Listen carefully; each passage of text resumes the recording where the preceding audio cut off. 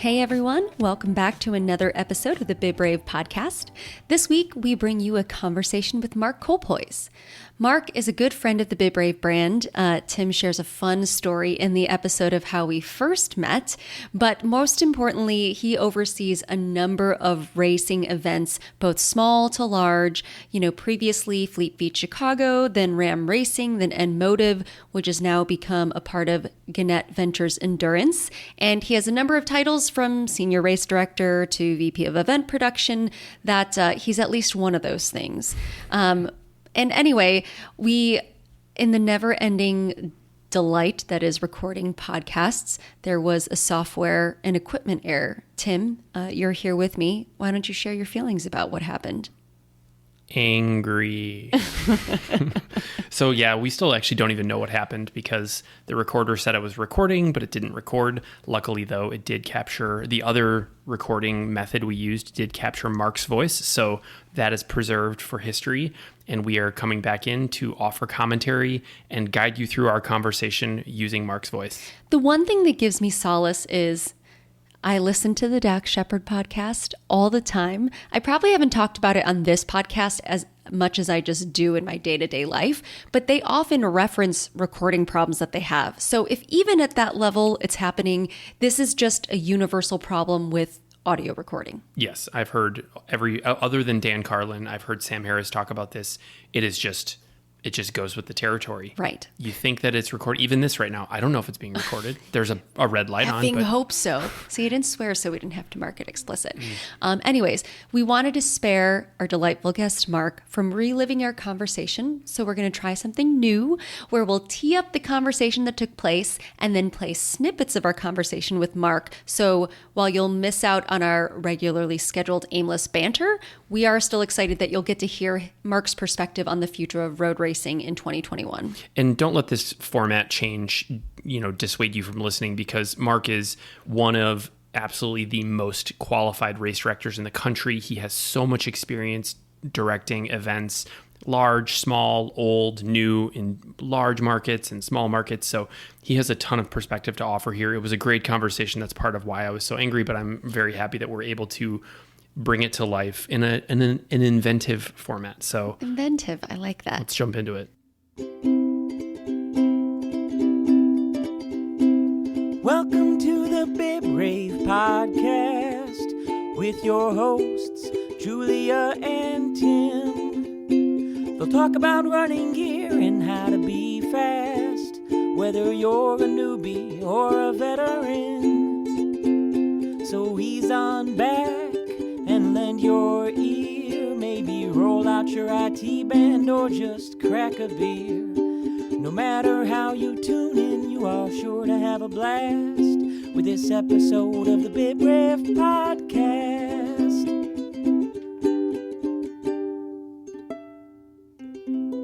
So jumping into it, we obviously start with asking Mark about what he had for breakfast. And something new I learned today is that you can be allergic to coffee, apparently.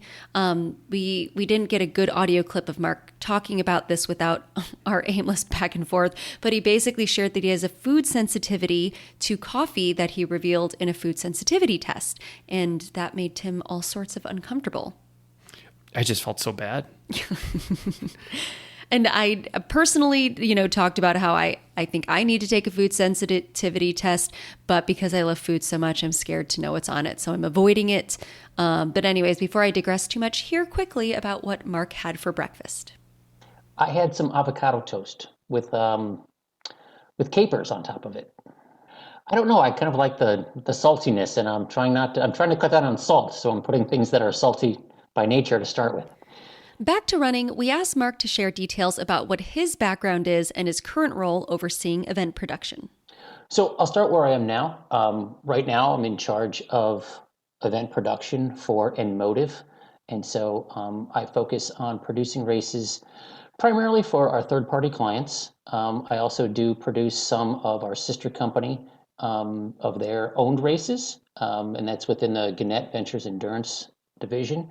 And so there's some events that are ones that I used to produce, that I produce those and then produce ones for other people. How I got to producing events was I had worked for Fleet Feet Sports, and Fleet Feet Sports, obviously 180 some odd franchisees around the country right now.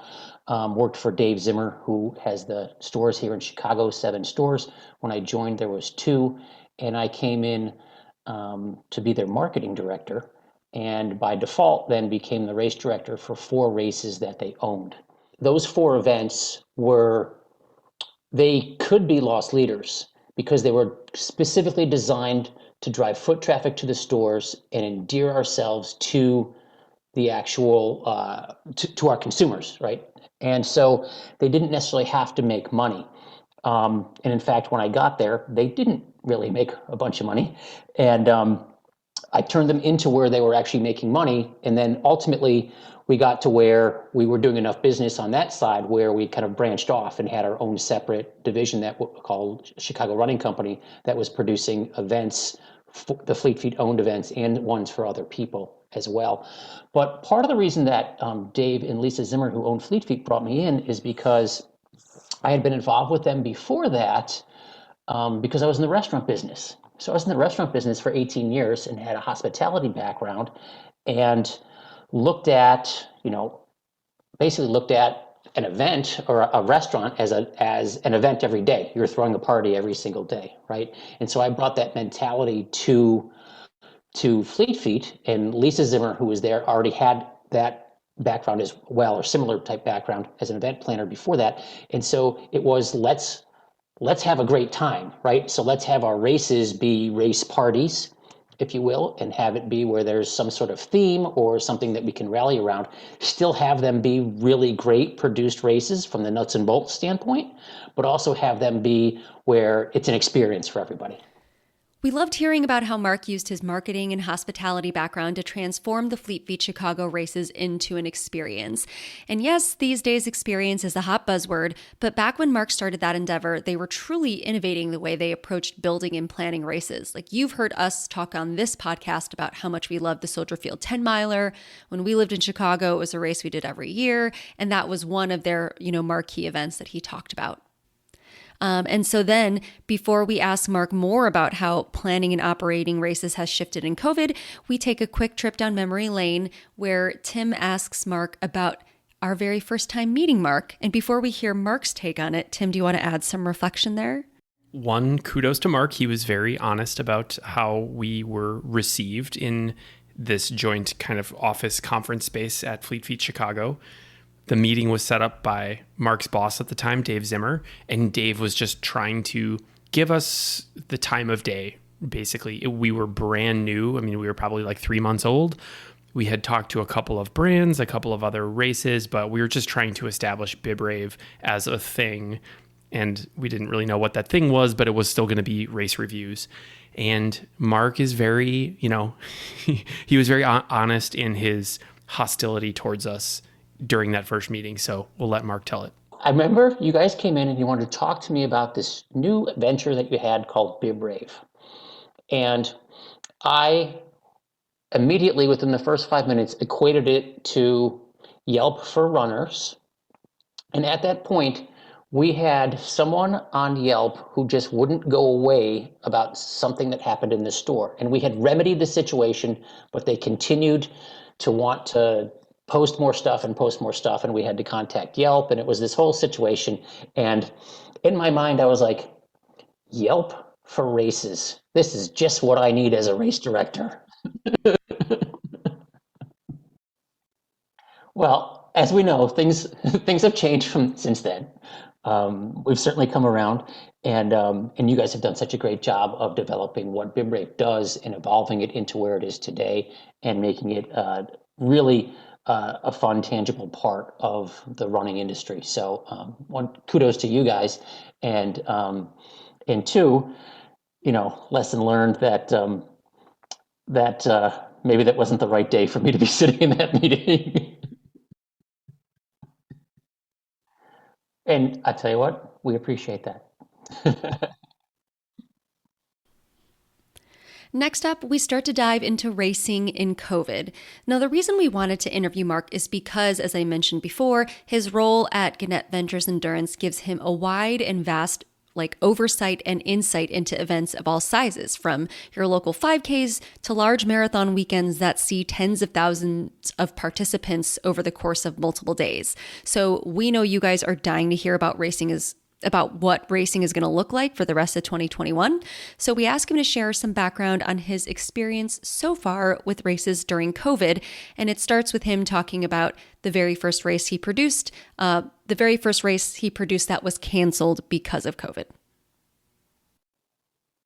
Well, the last race that I produced that was on a large scale was a year ago. This upcoming weekend was in Louisville, and was the initial race of the Louisville Triple Crown, the 5K Fitness Classic.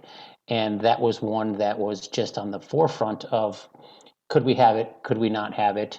We had a whole lot of supply issues getting our medals there, didn't get all of them in time, and then left enough equipment in Louisville to produce another race 2 weeks later and could not produce it. Did not get that equipment back for about 6 months.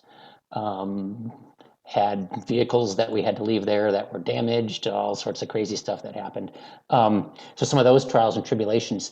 But since then, as far as coming back to live racing, so we at Emotive, we've had kind of an interesting experience with it, right? So we time events all over the United States, and we do different levels of production for people all over the United States. And we've kind of run the gamut from people having 100-person events where they're in jurisdictions where they don't really have to follow a lot of COVID guidelines, to others where they can have an event, but they have to have 50 people start every half an hour, and they have to do it over a course of 8 hours, and they can still only have 400 people in the total race. So we've kind of run the gamut of the whole thing as to what can happen. And it really, you think it's different state by state, but it's really different municipality by municipality. As we're seeing now, even in states right now that are repealing mask mandates, where for the state it's being repealed, but for different jurisdictions, different counties, different cities, it's not being. So we've seen things where I hate to say it, where unfortunately there's been some mask shaming, right? Like, why is your staff all wearing masks? We don't wear masks here. To where we've seen the other side of it, where it's, hey, you guys only have this amount of barrier between people. Can we, we should have more. So it's really what happens in that particular area, and what's the norm for that area, and it differs greatly. The stories that Mark shared about different reactions to race safety policies was super interesting for me to hear, partially because, Tim, you and I haven't really attended any in-person races during COVID, but also because of the reality of COVID and not traveling a ton. Our exposure to people's response is pretty insular to our town and kind of our bubble. Like, what was your perspective on him talking about mask shaming, or people saying, oh, it should be even stricter? I felt like it was so illustrative. Without introducing too much politics here, it just shows the disconnect. It shows the incredible gulf between the two points of view, meaning the people who want to wear masks and the people who not only don't want to wear masks, they don't want others to wear masks, and it's a point of pride for them to be not wearing masks. So I appreciated that point of view because I found it to be very eye-opening. Yeah. And, we know how passionate race directors can get about their events. They are their babies. And so when people get angry for one reason or another, or get frustrated, it can be hard. So, Tim, you asked Mark what it's been like to get such varying responses, positive and or negative, to the policies. And he shares his very even-keeled response. And I'm not surprised that it is, because race directors have to absorb or deflect and just deal with so much shit. It's not surprising that he's like, it's fine. We roll with it, because they have people who are mad about the number of porta potties. They don't like the color white. That's the background of the bibs. Like, there's so many complaints that race directors get, and I'm sure this just gets treated the same way. Absolutely. Here is Mark's take. I think part of it just kind of goes to the business. What we can do is we can be consistent, right? We can say this is what we're going to do as an organization, and we have internally documented what we're going to do. We've actually told some of our clients that this is what we're going to do, and this is what we're asking you to do, and let's agree on that beforehand, and then that's what we'll execute. If we can't agree on it, then we'll have to determine whether or not it's the right time for us to work together right now. And that's not trying to be, like, hey, we're not going to do that. It's just trying to make sure we're on the same page so everyone knows what those expectations are. So what we've done is we basically come up with an internal worksheet that says, here are all the concerns, here are all the things that we've talked about, and I don't want to say it's a fill in the blank, but it's a fill in the blank. Here we are in XYZ town or city, and do they require this? Yes, great. Then our plan falls to this. Do they require, or no, then we're still going to, our plan is still going to be this. So we basically fill in the blanks as we go so that each race director or event manager can go through and take our base plan and then customize it for that event. And there may be a point where we reach hey, this is a no-go type of question, and let's make sure we're on the same page and discuss it through. And what we've found for both ourselves, for the owned events, is that the municipalities that we're in really like that and respect that we have a plan in place, and that we've looked at. It may not be the same every place that we go. And then also for our clients, we're finding that some are really, not necessarily surprised, but they're looking at it and going, wow, you guys have probably thought of everything. And we're like, well, that's what our job is. Our job is to be there to support you in your event and to think of everything. And so you focus on the things that you are best at. So let's stay within what our, everybody's core competencies are. Next up, Mark kind of shares what it's been like in the industry to share insights back and forth. Not, their organization is doing as much as they can to plan and prepare, but also, he shares some stories of like where he's been able to learn from others. Absolutely. And then, as you guys have seen many times, the nature of our business being that everybody right now is sharing information, and it's this whole camaraderie and spirit of let's do what we need to get back to in-person racing and get our industry back up on its feet, is that we look at what other people are doing too. We look at, I'm constantly looking at, hey, there's a live race that's happening in, where was there a race? There was a race, that the A1A race that was happening in Fort Lauderdale. They had their start streaming live on Facebook. I watched it, and I watched and saw how it went and learned some things from it, and basically looked at how can I incorporate some of the things that they did or learn from them, and will that help me somewhere else? So now it's time to hear about Mark's personal experience producing events during COVID. He has one coming up in a few weeks in April, and we hear all about the shifts and considerations that race is taking into account, and what us, the runners, should be taking into account when approaching a return to racing. Tim, you asked him to start with a story or really a context setting of why timers are so important to the producing of a race. Yeah, I think we've mentioned that on the podcast before, but, speaking with race directors and event owners over the years, I definitely think this is an underappreciated element of race production, underappreciated by the runners, because the whole point here is timers are so good, you don't know why they're important because they make it seamless, but they are the ones that are so ingrained in the event. They are the ones that are managing start and finish. They are the ones that are laying mats at certain checkpoints. They just are so close to the event that they really are like one of the most trusted sources. Yes, I asked Mark this very question maybe 2 or 3 years ago. He was in Portland. We had grabbed dinner with our friend Patrick, who was on the Bib Brave podcast last summer. He also kind of shared a forecast into the future of road racing. And the way Mark described it to me at the time was that they are like the wedding planner of the wedding. That's a great way of thinking about it. Because everything kind of filters from when you want the race to start and when you think it's going to end, and everything that like leads up from a schedule standpoint and everything that happens in between. So you'll hear his perspective, but that's always like in my brain how I have thought of it since he shared that analogy.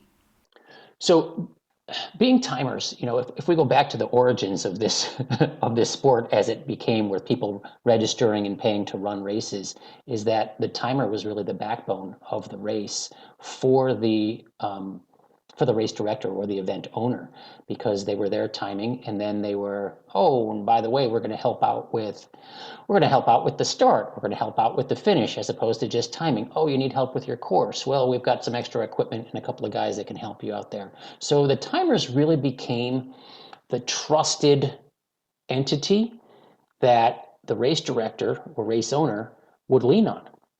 Why? Because they were at so many more races, and they had that experience of being at all of them. And we're finding that now, still continuing, that we're getting a lot of questions as to, well, we want to have our race, but what happened with the other race that you had? And so we're finding we're passing on the information and looking at what's happening. The other thing is we hold all the data, right? So from timing, hey, I have a race, I want to have it. They've told me that I can have 2,000 people there. How am I going to get them started in a way that is socially distant? Well, let's look at the data. Let's look at the past 2 years of races, how many people have been there, how we've started them, what the flow has been of people at different checkpoints on the course. We have all that data, and we can look at what that flow of people is, and then look at how many people we think we should really start, what your density then is going to be at your finish line, what your density is going to be at your start line, what your density is going to be at the 10K marker at any given time. So, this race coming up in April, Mark is producing the Drake Road Races. It is the official start of the Drake Relays each year, and we dive into some of the details of what it's been like to put on this event. So there was a 5K, a 10K, and a half marathon. The nature of how the courses were designed was that if we continued to have the 10K this year, we would have too much density on the course to be able to maintain appropriate social distancing between the 5K and the 10K. So we eliminated the 10K so that way we weren't being held hostage by it, right? So we take that out of the mix, and then we're going to look at how many people we can start, right? So we feel that we can feasibly start 50 people at a time by basically putting a grid on the ground that goes 5 dots across and 10 dots deep. And it's sitting there on the street. You go, you stand on a dot, you get ready to start. Then we looked at how quickly can we start those people. We looked at a couple other, races that have looked at trying to start people in a similar manner, whether it be 20 people, 30 people, whatever, and whether it be every 10 seconds, every 20 seconds, every minute. And we arrived at that number of 90 seconds. So we thought if we upped the number to 50 people from 30, which was the original we were going to do, and then we gave them 90 seconds instead of trying to start them every 30 seconds or every minute, we'd still end up with the same total amount of people. And then we got some information from some other reports that have been done on the size of crowds, and leveraged some of the information that I learned from a couple of seminars actually put on by our friends at the Chicago Marathon. And we're able to determine that runners, if you're already 6 feet apart from somebody, the nature of when you start to run, you're actually going to accelerate and you're going to be farther apart from them. So we were really comfortable being able to start 50 people every 90 seconds. So then it's a matter of how do we get people into that start area that holds 50 people.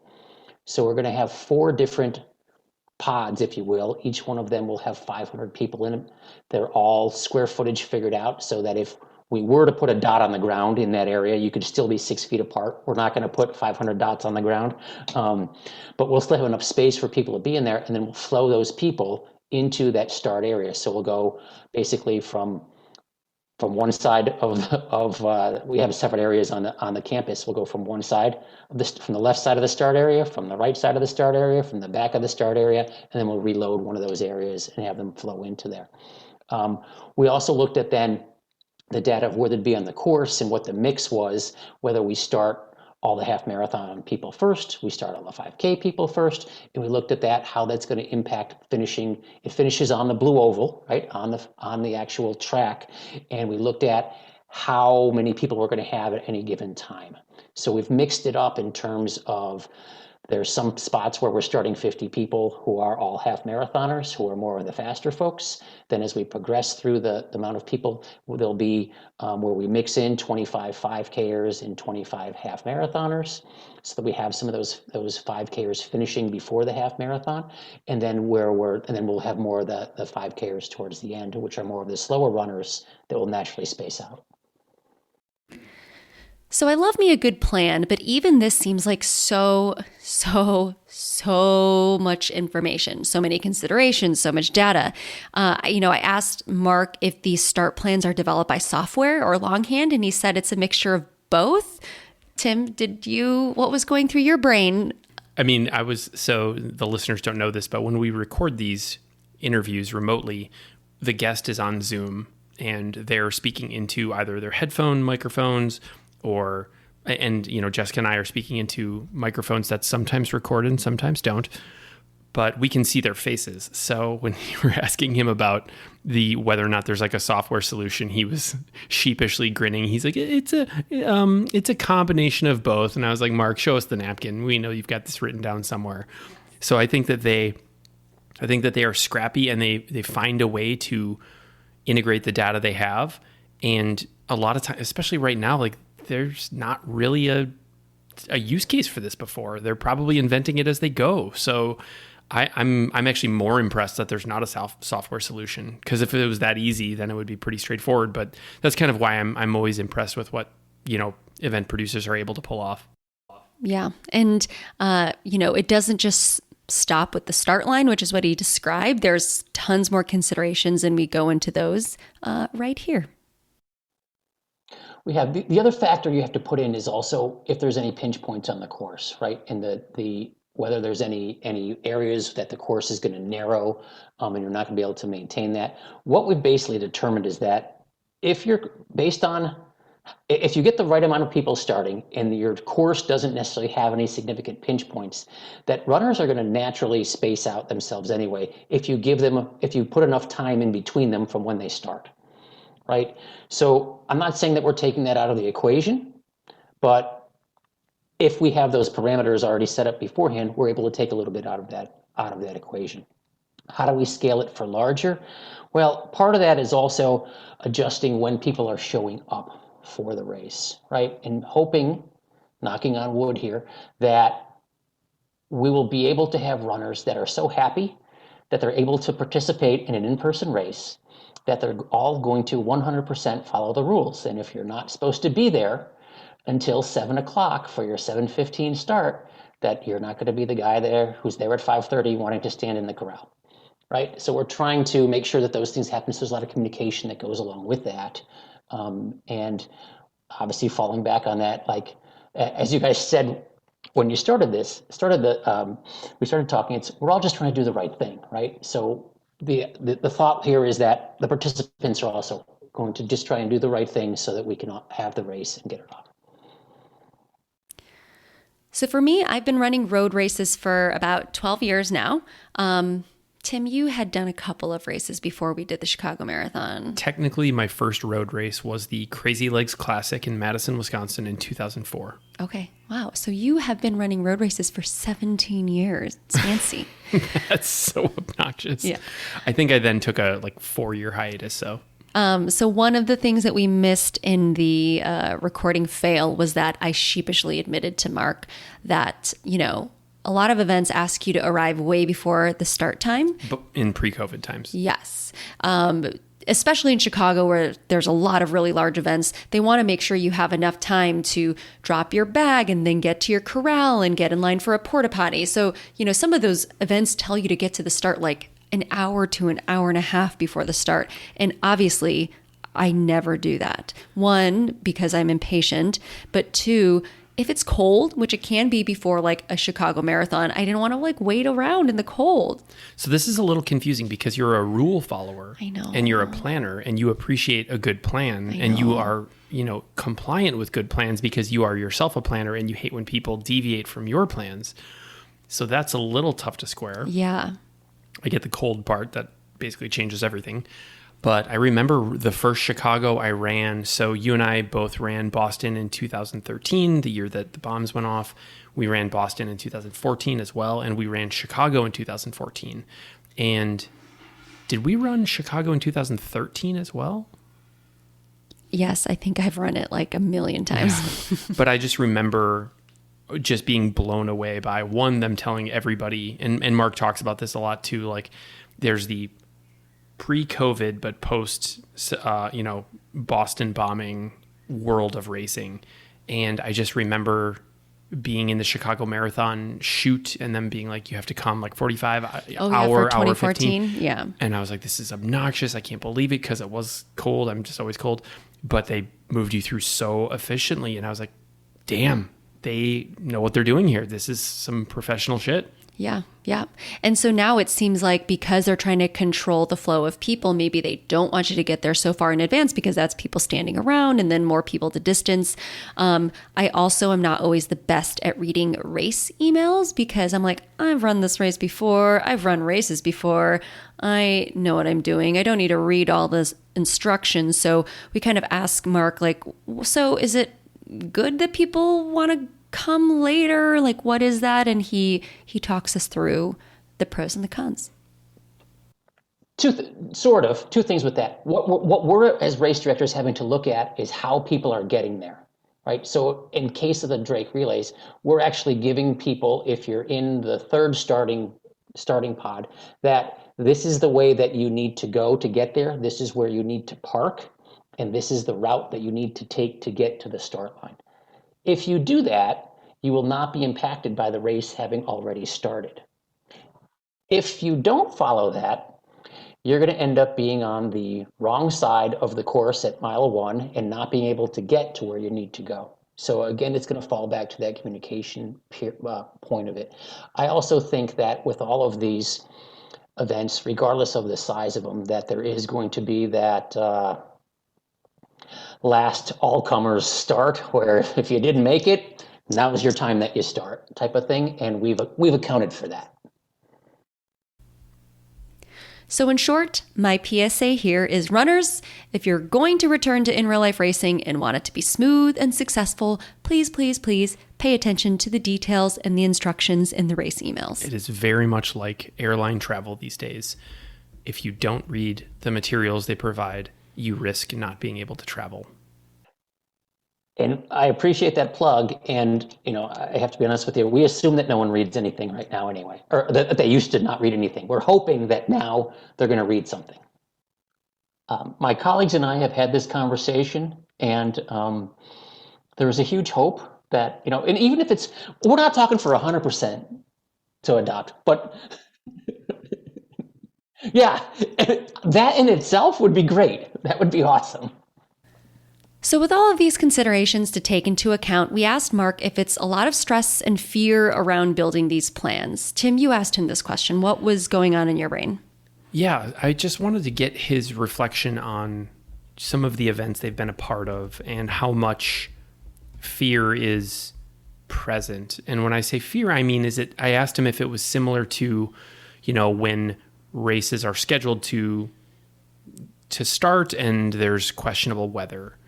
And the event producers have to make, a really, really high impact game time decision about whether or not the event is going to take place.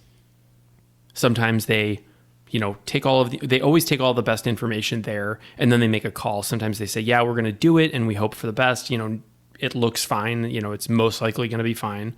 And sometimes they're like, we just can't run this. We can't make this event safe. So they call it, meaning they call it off. And I asked him if it was similar to that. And I actually think his response was better than my analogy about questionable weather. It was more of the feeling that we had in 2013 after Boston. It was more of that feeling of, and I think I might have put on the first race in Chicago after after Boston. I can't guarantee that's correct, but I put on the first race. I put on a race that had 4,000 people on it in it, and then 3 weeks later I put on a race that had 15,000 people in it, and it was, are we doing all the right things? Have we thought of everything? Are we taking all the precautions? And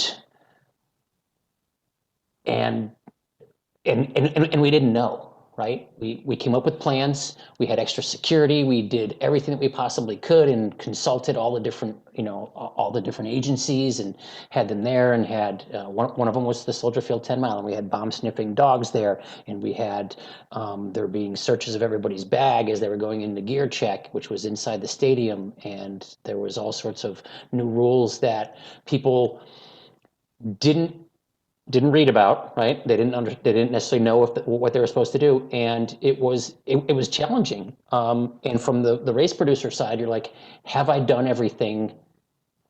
Have I done everything that I need to do, and have I mitigated there being any risk? And because it was the first races, we weren't necessarily able, was there going to be a situation at a 4,000 person race on this, in the north side of Chicago? Probably not. But yet we had to act as if all those things were going to happen, because if you didn't and something did happen, then you haven't done your job, right? Then what do you do, right? And I think part of that is the same thing here. It's have we done everything that we have to do? And that's the challenge, you guys. The challenge right now is, and you guys have been on enough industry seminars in the past year about, hey, coming back to live racing, what should we do? And everybody's published, here's things to think about. Here's things that you should do, right? But it's one of those things, what do you have to do? Because in many situations, when you're asking the local municipality, they're not telling you what you need to do. They're asking you, what's your COVID plan? So I could go in there with a list of 57 things that we could do, that we've thought about at one point or another, but are they going to be required? And if I do those 57 things, is that now going to be the bar? And it's not because we're not trying to do everything, right? But we're trying to scale it to what is appropriate as things have evolved. That's what we're trying to do. Well, it is, and I'll tell you that the nature of race directors is that if they've ever had an incident happen at their event, whatever it may be, whether it be a medical incident or some sort of injury or something that happened, or a piece of equipment fell over or something like that, that's one of those things where you sit there and you go and you agonize over it and you go, did I do, and you look at yourself first, you go, did I do everything I possibly could to make sure that didn't happen? And did we, as a group or an organization, do everything, and it still happened anyway? And if you can look at yourself in the mirror and say, we really did do everything and plan for everything that we thought would happen, then you can sleep at night. But if you didn't, you're probably going to have a hard time sleeping at night. Next, Tim, you asked Mark if he had experienced a time where something did go wrong and he had to analyze whether or not they had done everything they could to plan and prepare for that incident. I'm just thinking, like, at some point after that many years of event producing, something has to have gone wrong, right? Yeah, and I'm kicking. So one, I appreciate Mark's a really reflective guy, and he's a very smart logistician. So the way his brain works on these kind of things is always impressive to me. Love hearing his reflection on a time where he did have to look himself in the mirror after an event and be like, did I do everything possible to prevent this? I wish I had asked him if there was a time where he looked himself in the mirror and he thought, did I do everything that I could to prevent this? And the answer was no. Because, that's a pretty charged question. It's heavy. It's pretty, well, I don't mind the heaviness, but I did feel bad about jumping him with that question. So I didn't ask that. I would have liked to have heard that, but if I was in his position, I would have been like, man, because you don't want to, everybody makes mistakes, and you don't want to nobody loves talking about them, publicly. So I still liked his reflection on the question. I do. I had a situation that happened in the Soldier Field 10 mile, and we had a runner that went down, and we almost lost them. Thank God we didn't. But I had to sit back and I had to evaluate: did we do everything we possibly could? And we did. And in fact, what had come out the year before, after our evaluation of the event the year before, we said, you know what? We looked at the medical plan and we said, were there any holes in it? If we had to do something different, what would we have done? And we said, if we had to do something different from the year before to this year, we would add an extra ambulance at spot X. As it turned out, where that runner went down was within about 50 yards from spot X. And because they went down and we had added that extra stuff, that extra equipment there, that's what ended up making sure that the person's life was saved. So it's the constant evaluation of what you've done the previous year. And if you think there's any holes, and that's where you go and you beat yourself up and was like, is there anything that we could do different? Is there anything? Did we see anything? And then you make those adjustments for the next year. And again, you do the best you can. And sometimes you get lucky, and other times it's because you've actually looked at the data and you've planned to the best that you can. Next up, the conversation shifts to the future. We ask Mark to talk about the future of road racing in 2021. Will we see larger events in that 5,000 plus participant range come back this fall? I think we'll get there. I think with, just look at the things that have happened in the past week in terms of the news that vaccinations are going to be available for everybody by the end of May instead of the end of July. Those types of things, if they continue the way that they are, will hopefully be positive to everybody. I think we're going to end up, in some instances, being stacked and racked with events in the fall, and there's going to be a large inventory of events. It'll be interesting from the event production standpoint. It will be interesting from the timing standpoint. In some ways, if we can get back to those, it'll be like every weekend is Thanksgiving, right? Because there's so many races that are on Thanksgiving. But I think we'll get there. The biggest question is going to be, will the public want to come back to in-person races? Will we as an industry be able to capture all the people that are new to running, right? There's a lot of people that are new to running. We see the sales of running shoes and running equipment up, but those people weren't traditional runners. They weren't coming to events before. And can we capture them and bring them into live in-person races? That will remain to be seen. I think the other challenge for us is that if we can have live events of the large scale, is let's say you normally have a 10,000 person race, but either it's capped or because the inventory is really high, you're only going to have 5,000 people there. Are you going to be able to be fiscally responsible and have the race and deliver the same experience that you were able to deliver before? Or will it be I don't want to say a watered down experience, but will it not be the full enchilada, right? And some people will have to make decisions about whether they want to have that happen with their brand. Others will have to make decisions that they need to have something happen to have some revenue coming in as opposed to nothing.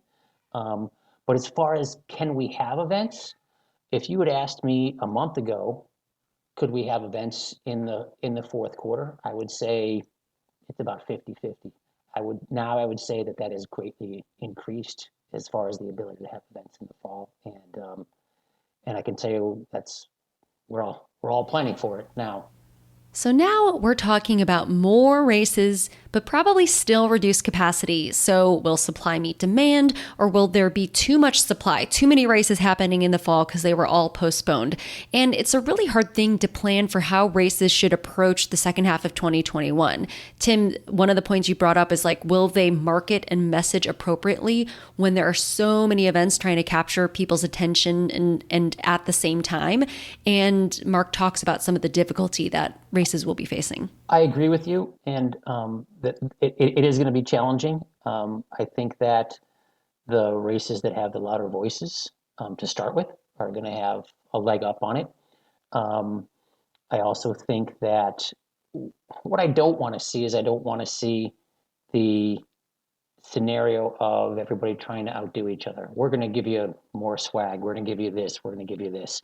Because one, I don't think anybody has the money to do that right now. A lot of races will not. And two, we've seen our industry goes through a period of one-upmanship type of things where, hey, we used to give a T-shirt and now we're giving a tech shirt. And I'm going back a long ways. We used to have what was the big thing when you had chip timing for an event, but then now we're giving a jacket. Now we're giving a hoodie. Now we're giving a hoodie and a medal. Now we're giving 3 items. Now we're giving 5 items. Now so. but what I don't want to see this one-upmanship type of situation, because I don't think that's positive for everybody. I think that in the end you have to stay true to what your race is and what the core of your race is. If it's more charity based, if it's more experience based, if it's more tradition based, and you need to stay true to those core items. But I do agree with you that it's going to be crowded.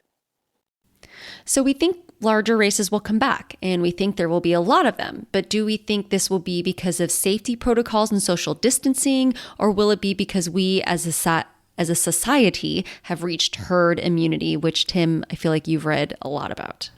Yeah, and I heard I heard some commentary after we recorded with Mark, but before we recorded this, just about the expected availability for vaccines in the United States, by the end of May, where it's this particular commentator who we've referenced on the podcast before, Peter Zion, was like, by the end of May, it's going to be on demand. Walk into a pharmacy, walk into your doctor's office, and you just get vaccinated. There's not just production, but distribution planned for everybody over the age of 18. I mean, effectively. So that definitely changes the game, because we were thinking about and talking about these events and how they can pull them off. And the question is, how can you do this? How can you do that? And it kind of struck me. I'm like, will we need to ask the question how anymore? If there's, this is an oversimplification, but if there's we're effectively herd immunized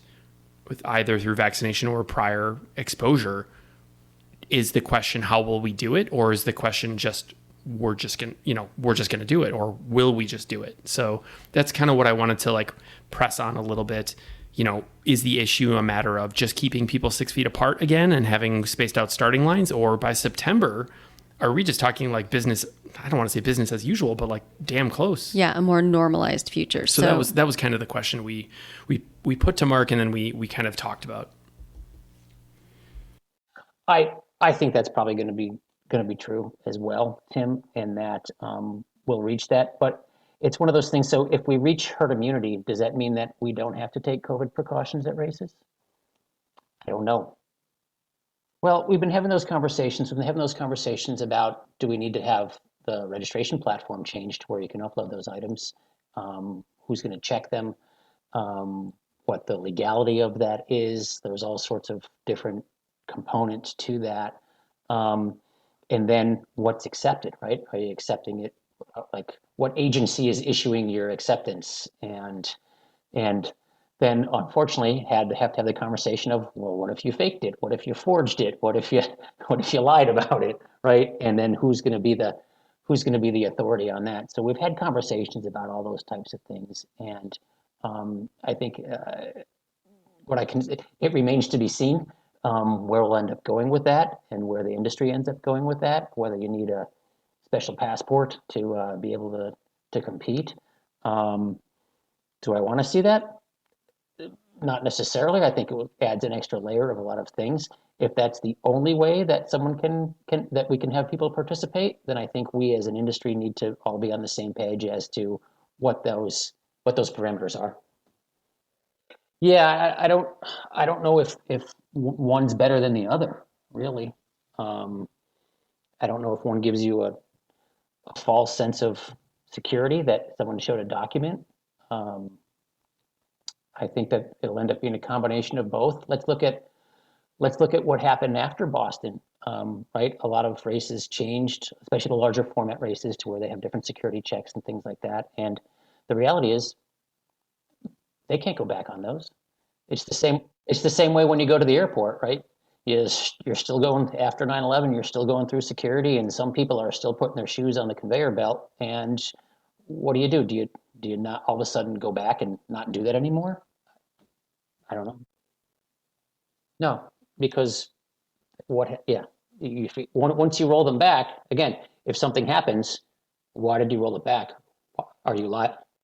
So Tim, what did you think about what Mark had to say about like comparing it to airline travel where we added these things, but then once you add them, you can never really remove them. And so that's like a real consideration for races.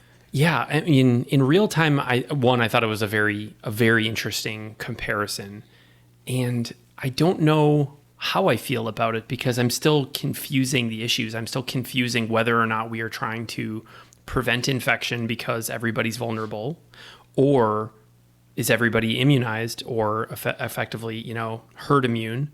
So we don't have to worry about that, because if it's the latter, then the comparison with TSA security being something that they just never want to roll back. When we were talking, we're like, they're never going to say no pocket knives on planes and then allow pocket knives on planes because the threat remains. But here, does the threat remain? Well, I don't know. Terrorists don't go away. You can't immunize against terrorists. So, but we also never know when the next pandemic. So I do think there will be some of that, but I don't think that that's going to be assumed with race production. We'll see. We'll see. But I like the comparison because it is very consistent with how governments and like large regulatory bodies work. They never roll back restrictions. But here, the threat will have kind of gone away. We'll see. One of the things you asked me during the recording that we lost our glorious conversation about is you asked me as a consumer what I would prefer. Would I prefer that social distancing and those safety protocols stay if I'm going to race in the fall, or would I feel more comfortable if people uploaded their vaccine Right. proof? That's what we talked about with Mark. Like, which would you prefer? There's some sort of like vaccine passport that people can upload into their registration pathway to prove that they have been vaccinated. Or would you rather try to put on races with social distance and masking and all of these? And, you guys will be able to hear, he was like, man, I don't really know which one of those I would prefer, mainly because they're both kind of bad. And he does a good job of talking about how you can fake these things and how do you even verify. But then I did put it to you, Jess, like, would you rather, having to upload a vaccine report and know that everybody else is doing so, hopefully without fraud, or run a otherwise 12,000 person race with 4,000 people? Yeah. And I didn't have a good answer either. I think ultimately we were like, well, if you're vaccinated, then maybe you care less. You care less about fraud. And therefore we're like, well, then upload the documents and let's run as many people. Yeah. Yeah. So it's, nobody has answers here. That's kind of the fun of this, but it is such an interesting intellectual conundrum. Yeah. So we asked Mark to share basically one final message with you runners. I say, hey, if you need to share another PSA to our listeners, what would you ask them? What's important for all of us to know as we anxiously await the future of racing now? I really think it's just be patient, right? Just be patient. We're all trying to do the best thing for everybody. We all want to get back to live racing. And I'm hoping that we end up with it just being a bit of a kinder, gentler experience, and that it's, it's okay if that guy or gal starts in front of me. I don't need to push my way to the start line, and that type of thing. And it just, and that we realize from the customer service standpoint that, that everybody really is trying their best, and there will be some things that happen that we haven't experienced before, and just be patient with them. Well, you guys, thanks for having me. I appreciate it. And I can't wait till I can actually see you guys in person and hang out and run a race with you guys and have some fun. Yeah.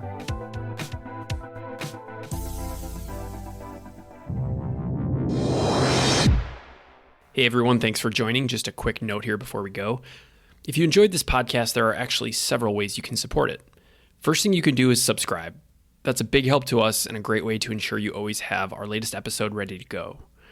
Next, you could leave a review on iTunes or Stitcher or wherever you get your podcasts. Those reviews help us a ton. You can share us on social media with your runner buddies. We're super active on social and love to see people sharing the Bib Brave podcast with their friends. And lastly, you can discuss it on your own running or endurance blog. If you do that, let us know and we'll be sure to share it around. Thanks again, and we'll see you next time.